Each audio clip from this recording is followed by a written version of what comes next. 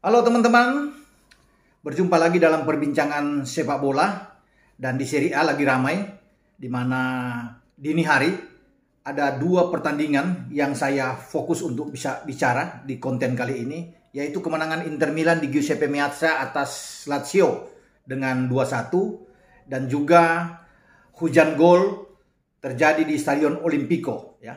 Total ada 7 gol terjadi di sana, drama yang luar biasa, begitu dramatis yang dimainkan antara tuan rumah AS Roma menjamu si nyonya tua Juventus yang berakhir dengan kekalahan AS Roma 3-4, sangat menyesakan. Namun saya akan bahas nanti, kita akan mulai dengan Nerazzurri Inter Milan.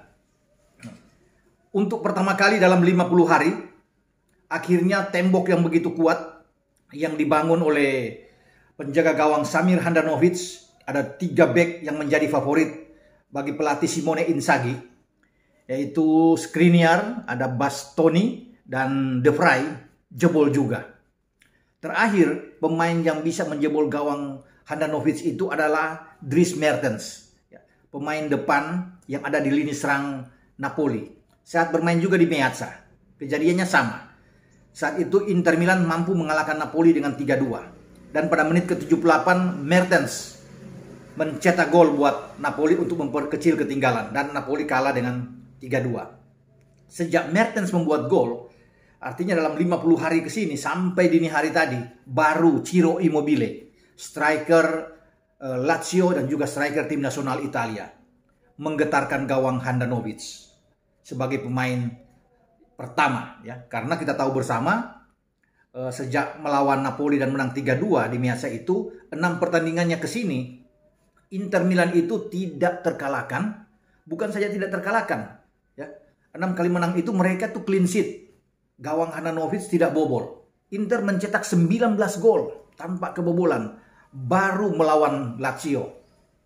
Bagaimana pertahanan Inter itu tertembus dan benteng yang begitu kokoh, begitu kuat jebol oleh Ciro Immobile. Sebenarnya juga ini gol yang tidak perlu terjadi kalau ada koordinasi yang baik di antara De Vrij dan Skriniar itu bersama dengan Handanovic. Karena Handanovic itu masuk untuk mempersempit ruang gerak dari Ciro Immobile dan mengambil keputusan yang salah. Ya, bagaimana dia tidak mampu untuk mencegat bola, ya, untuk mentips bola. Padahal Immobile itu hanya menunggu saja kesalahan yang dibuat oleh Handanovic dan dia masuk ke kotak penalti sendiri. Tidak ada pemain lawan lagi yang bisa mengikuti dia dan dia hanya menjebloskan bola dengan sangat mudah. Ya, kalau ada koordinasi, ada komunikasi yang baik, saya pikir gol ini tidak akan terjadi dan gawang Handanovic tetap akan utuh ya, tidak pernah jebol. Mereka mungkin bisa clean sheet. Ya. Setelah ada gol pertama yang dibuat oleh Bastoni. Nah, menarik dalam pertandingan ini, kemenangan Inter itu ditentukan oleh 2 pemain belakang. Ini tidak pernah terjadi bahwa sebuah kemenangan itu 2 golnya lahir oleh 2 pemain belakang yang bertahan. Alessandro Bastoni dan Milan Skriniar. Biasanya Inter punya kekuatan di lini serang bagus. Di sana ada Martinez, ada Dzeko, ada Alexis Sanchez ya. Apalagi bicara di tengah. Memang di menit 17 sempat Lautaro Martinez mungkin bisa membuat gol, tetapi gol itu dianulir karena pemain Argentina ini berdiri dalam posisi offside. Tapi memang ini kejadian yang langka. Tidak pernah terjadi bahwa kemenangan Inter itu ditentukan oleh 2 pemain belakang dan menghadapi juga Lazio. Karena kita tahu bersama pada Oktober tahun lalu Lazio itu memukul Inter dengan 3-1 di Olimpico Roma. Ya. Dan sekarang mereka harus bisa menerima kekalahan. Inter Milan mampu melakukan balas dendam ya terhadap Lazio. Kita bisa melihat bahwa lini tengah yang ditampilkan oleh Simone Inzaghi, ini mantan pelatih Lazio yang diambil untuk bisa menggantikan peran dari Antonio Conte yang membawa Inter pada musim lalu Scudetto, di mana Conte sekarang sudah menangani Tottenham Hotspur dan tempat pelatih utama diambil oleh Simone Inzaghi. Tentunya dia tahu bagaimana untuk bisa menghadapi mantan klubnya. Walaupun pertandingan sebelumnya saya katakan tadi mereka kalah ya dengan 3-1. Tapi di tengah itu memang menjadi kekuatan juga bagi Inter. Sebelum bola itu tembus ke belakang ke 3 pemain belakang, Skriniar, Bastoni, dan De Vrij. Bahwa kekuatan ini yang selalu sulit ditembus, termasuk pemain-pemain Lazio tidak mampu untuk bisa bertarung di sana. karena baik Perisic ada di kiri, kemudian Dumfries ada di kanan, ada Gagliardini di sana, ada Brozovic, ada Barella. Ini pemain-pemain yang sangat baik sekali ya. Ada Sanchez di depan dan Martinez. Di babak kedua juga Edin Dzeko bisa masuk. Jadi kedalaman skuad yang dimiliki oleh Simone Inzaghi ini sangat mumpuni. Membuat mereka ini untuk bisa mempertahankan gelar Scudetto yang diraih pada musim lalu sangat terbuka. Mereka hanya memberikan kesempatan terhadap AC Milan itu dalam waktu 7 jam. Setelah AC Milan itu menang tandang melawan Venezia 3-0, AC Milan itu naik untuk dalam tanda kutip mengkudeta ya posisi dari Inter Milan dengan 48 poin ya. Mereka bisa mendapatkan di sana, kemudian Inter ada dengan 46 poin. Mereka ambil karena AC Milan main lebih dulu dengan Venezia sebelum Inter Milan bertarung melawan Lazio. Tapi tidak perlu berlama-lama, Inter Milan langsung bisa mengambil ini. Dengan keunggulan ada 48 poin saat ini. Ya, 1 poin ya di atas 47, 1 poin di atas AC Milan ya. Tapi Inter menabung 1 laga karena pertandingan sebelumnya menghadapi Bologna itu ditunda di markas Bologna di Renato Dall'Ara. Ya, karena banyak pemain Bologna ini terinfeksi virus corona ya, COVID-19. Karena Inter kalau bisa menang melawan Bologna berarti masih bisa menjauhi jarak, memperlebar juga, ada 4 poin selisih dengan AC Milan. Sekarang itu 1 poin saja dengan AC Milan. Nah, kemenangan ini punya arti besar ya bagi Inter Milan karena memang mereka harus bisa memaksakan 3 poin. Kalau sampai tergelincir akan berbahaya. 2 pertandingan ke depan itu sangat berat. Mereka tanggal 13 akan bertarung di Piala Super Italia menghadapi Juventus.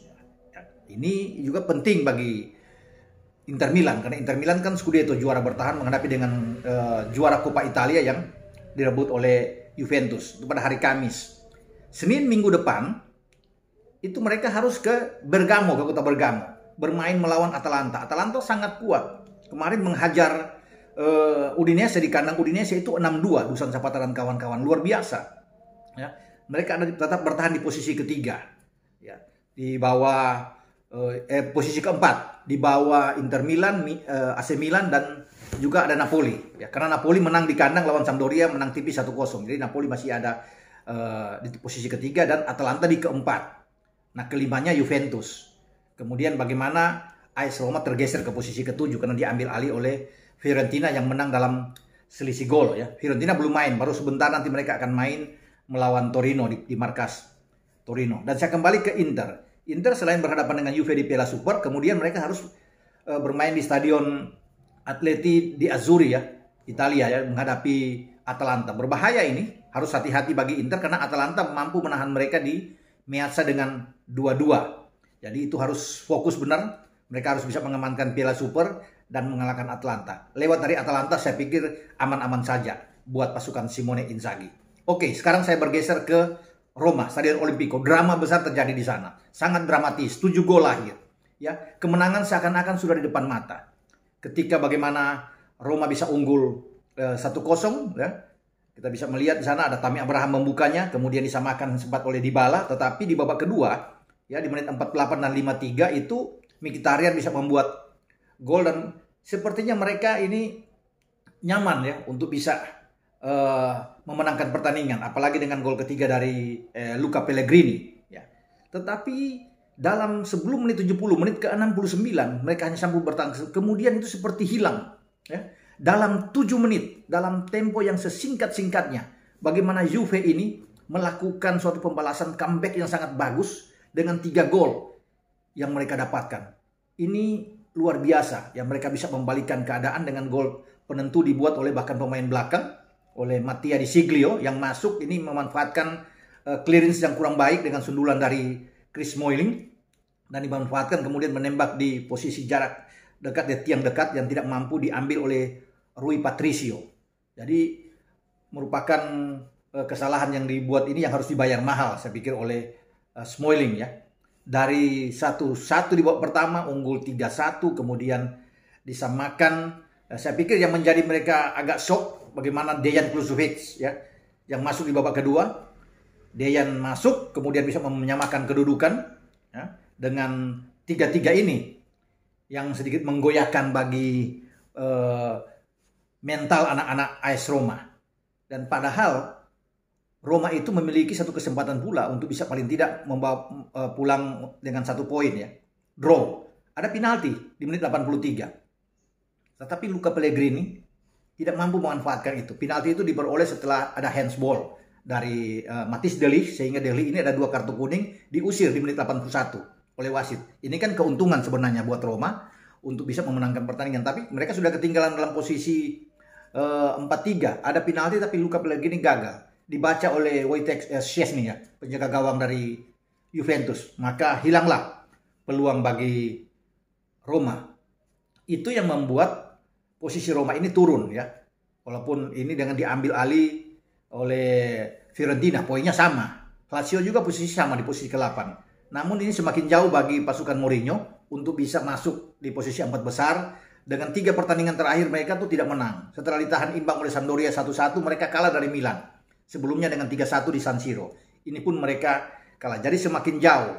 Juventus semakin dekat. Hanya 3 poin di belakang Atalanta. Terus bisa memepet Atalanta di posisi ke-5 mereka.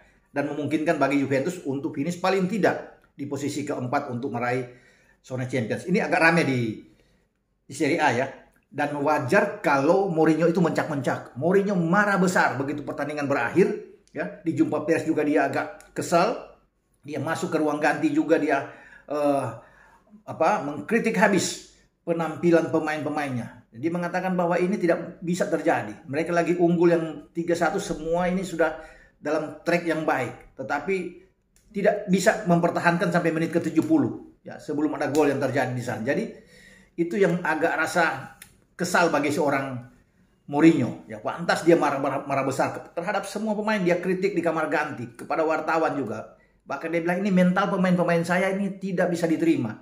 Bagaimana kita bisa unggul dengan kondisi 3-1 kemudian kita dibalikin dengan 4-3. Berarti ada yang tidak beres memang. Nah, memang soal mental di sini. Kalau bisa melihat bagaimana bisa dikejar oleh Juventus, dan itu terjadi 7 menit saja.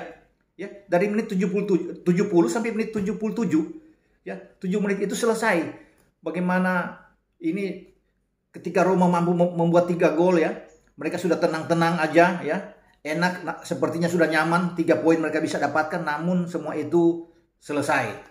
Jadi ini harus ada pembenahan bagi Mourinho ke depan, karena pertandingan-pertandingan ke depan juga sangat berat yang akan dihadapi oleh pasukan Serigala ini. Kalau tidak ada perubahan yang signifikan, sangat sulit. Bahkan jangankan untuk masuk di Liga Champions, untuk bersaing di Liga Eropa aja akan sulit bagi Roma. Dan ini PR besar terhadap Mourinho. Dan bukan tidak mungkin juga posisi Mourinho ini dalam di ujung tanduk kalau bisa dikatakan.